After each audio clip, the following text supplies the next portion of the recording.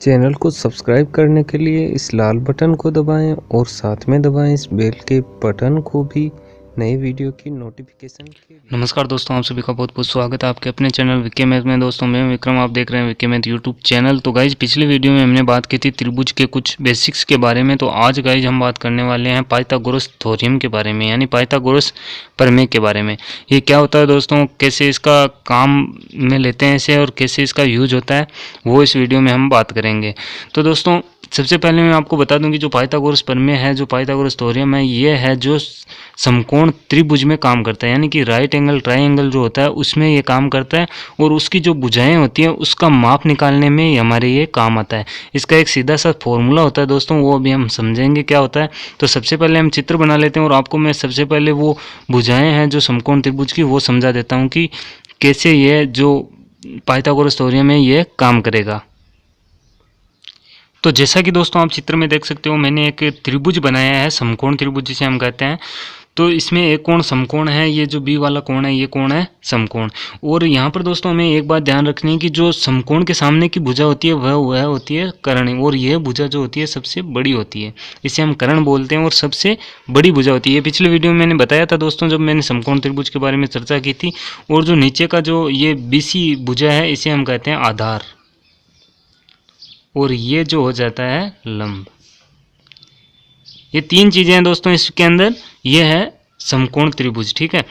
तो सामने की भुजा कर्ण हो गई सबसे बड़ी, जितना बड़ा कोण होगा उतनी बड़ी भुजा होगी, ठीक है दोस्तों। अब हम इसमें दोस्तों कैसे ज्ञात करते हैं मैं ये भी आपको समझा देता हूँ। जैसे हमें कोई दो भुजा यहाँ पर दी हुई होगी, जैसे एक ये लंब दे दिया जाता है, आधार दे दिया जाता है और पूछ लिया जाता है कर्ण कितना होगा, ठीक है। तो हम इस पाइथागोरस प्रमेय का जो फॉर्मूला है वो हम काम में लेके इसका हल निकालते हैं, ठीक है दोस्तों। तो वो होता क्या है मैं बता दूं आपको कि उसका फॉर्मूला यही है कि इस कर्ण का हम स्क्वायर करेंगे और वो किसके बराबर होगा, जब हम लंब के स्क्वायर को और आधार के स्क्वायर को जोड़ देंगे तो उसके बराबर आएगा। यही इसका फॉर्मूला है, मैं अभी लिख के आपको बता देता हूँ। तो दोस्तों जैसा कि आप देख सकते हो, मैंने ये जो फॉर्मूला लिखा है यही है जो पाइथागोरस प्रमेय फॉर्मूला है दोस्तों। इसके जरिए हम इसकी जो रेखाएं हैं उनका मान ज्ञात कर सकते हैं। अब दोस्तों मैं बता दूं कैसे करते हैं। हमें कम से कम दो रेखाएं जो हैं, दो भुजाएं, उनका मान हमें देखने को मिलेगा, दिखाई देगा, दिया हुआ होगा। तो वहाँ वो जो मान है वो हम इस फॉर्मूला में रख देंगे और बाकी जिसका ज्ञात करना है वो हम कर लेंगे। तो गाइज यहाँ पर देखिए, जैसे हमें कर्ण दिया जाता है और इसका लंब का पूछ लिया जाता है, आधार दिया जाता है, ठीक है। तो इसका हम कैसे ज्ञात करेंगे, इस आधार को इधर पक्षांतरण कर देंगे, ठीक है, यानी इधर भेज देंगे तो लंब का हमें मान ज्ञात हो जाएगा। तो वो फॉर्मूला भी कैसे बनेगा दोस्तों, ये आपको एक फॉर्मूला याद रखने की ज़रूरत है, बाद में अपने आप जो फॉर्मूला है वो बनते जाएंगे। 3 फॉर्मूला बनेंगे, वैसे मैं अभी लिख के आपको बता देता हूँ। ये देख लीजिए दोस्तों, तीनों फॉर्मूला मैंने लिख दिए हैं। अब यदि हमें दोस्तों यहाँ पर लंब ज्ञात करना होगा तो कर्ण के स्क्वायर में से हम आधार के स्क्वायर को घटा देंगे। यदि हमें यहाँ पर आधार ज्ञात करना है तो हम कर्ण के स्क्वायर में से लंब के स्क्वायर को घटा देंगे, ठीक है दोस्तों। तो इस प्रकार करते हैं। अब गाइज हमें इसको एक समीकरण के रूप में लिख के हम कर लेते हैं। तो यहाँ पर दोस्तों ये मैं नाम हटा देता हूँ यहाँ से, हमें याद रखना है कि कर्ण कौन सा, आधार कौन सा, लंब कौन सा, ठीक है। तो यहाँ पर मैं दे देता हूँ इसका ए मान, इसका बी और इसका सी। तो देखिए समीकरण कैसे बनता है। यहाँ पर हमारे पास कर्ण है जो सी है, तो यहाँ पर सी का स्क्वायर हो जाएगा, ठीक है। और यहाँ पर जो लंब है वो ए है, तो यहाँ पर ए का स्क्वायर हो जाएगा, ठीक है। और प्लस आधार है जो बी है, तो यहाँ पर बी का स्क्वायर हो जाएगा। अब दोस्तों मैं आपको एक क्वेश्चन करके बता देता हूँ कि किस टाइप का इसमें क्वेश्चन है जो आ सकता है।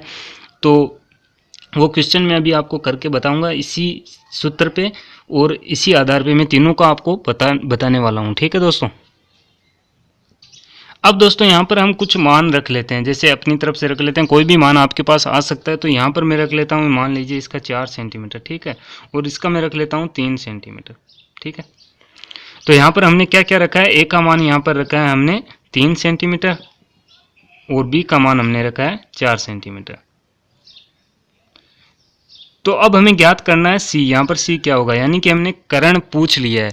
हमें मान लीजिए ऐसे कर्ण पूछ लिया जाता है कि इसका मान अब क्या होगा। तो सीधा सा है दोस्तों, ये तो सीधा हो जाएगा इससे कि ये फॉर्मूला है हमारे पास, कर्ण का स्क्वायर बराबर लंब का स्क्वायर प्लस आधार का स्क्वायर। तो इसमें मान लगा देते हैं, जैसे ये फॉर्मूला है तो सी स्क्वायर तो हमें ज्ञात करना है और ए का मान हम लगा देते हैं। तो ए का मान यहाँ पर 3 है और 3 का यहाँ पर वर्ग हो जाएगा, स्क्वायर हो जाएगा, प्लस आधार है जो है हमारे पास 4, तो यहाँ पर हम 4 का स्क्वायर कर देंगे, ठीक है। अब इसको सरल कर लेते हैं।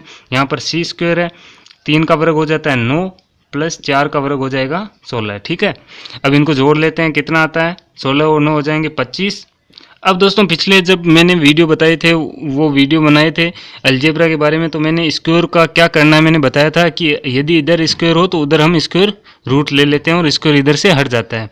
तो सी बराबर आ जाएगा स्क्वायर रूट में 25, और 25 का स्क्वायर रूट होता है 5, तो सी का मान आ जाएगा हमारे पास 5 सेंटीमीटर।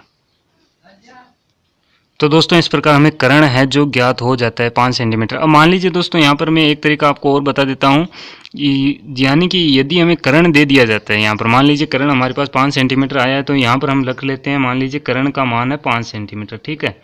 अब हमें ये लंब है जो ज्ञात करना है, इसको हम एक बार भूल जाते हैं कि ये 3 सेंटीमीटर था, इसको हम भूल जाते हैं। अब हमें दिया हुआ है आधार और कर्ण, तो हम लंब कैसे ज्ञात करेंगे वो अभी हम सीख लेते हैं कैसे ज्ञात करेंगे। तो दोस्तों अब हमें पता है कि सी का मान हमें दिया हुआ है कर्ण का 5 सेंटीमीटर और बी का मान हमें दिया हुआ है 4 सेंटीमीटर, ठीक है। अब हमें ज्ञात करना है ए, यानी कि लंब हमें ज्ञात करना है क्या होता है, ठीक है, क्या मान आएगा, ठीक है। तो अभी मैंने जो फॉर्मूला बताए थे उसी फॉर्मूला से हम करेंगे दोस्तों। मैंने बताया था कि अगर कर्ण दिया हुआ होता है और आधार दिया हुआ होता है तो हम लंब ज्ञात करते हैं, तो कर्ण में से आधार को घटा देते हैं। तो इस फॉर्मूला को देखिए ऊपर वाले को, यहाँ पर हम क्या करेंगे कि हमें अभी ज्ञात करना है लंब, तो लंब यहाँ हमारे पास है ए, तो ए का square is equal to C square minus B square, यानी सी स्क्वायर इसमें से घटाएंगे क्योंकि कर्ण है जो सबसे बड़ी भुजा है। यहाँ पर अब हम इस फॉर्मूला में मान लगा देते हैं और जो लंब होता है उसका मान ज्ञात कर लेते हैं। तो यहाँ पर दोस्तों हम मान रखेंगे ए तो हमें ज्ञात करना है और सी का मान हमारे पास है यहाँ पर 5, ठीक है। तो 5 का वर्ग हो जाएगा माइनस यहाँ पर 4 का वर्ग हो जाएगा, ठीक है। इसको सरल कर लेते हैं, 5 के हो जाएंगे 25 और इसके हो जाएंगे 16। तो 25 में से 16 घटाएंगे आएंगे 9, यहाँ पर हमारे बराबर में चल रहा है ए स्क्वायर, ठीक है। अब इसका स्क्वायर घटा देंगे तो सामने वाली संख्या पे स्क्वायर रूट आ जाएगा, यानी कि 9 का हमें स्क्वायर रूट प्राप्त होगा 3। तो यहाँ पर 3 सेंटीमीटर है जो ए का मान आएगा, ठीक है। तो यहाँ पर दोस्तों कुछ भी संख्या हो सकती है, आपके कोई भी संख्या आ सकती है, तो इसी तरीके से करना। अब यदि हमें आधार ज्ञात करना होगा तो हम कर्ण में से लंब घटा देंगे। तो एक ही इसका फॉर्मूला, इससे आप तीनों फॉर्मूला है उस तरीके से कर सकते हो।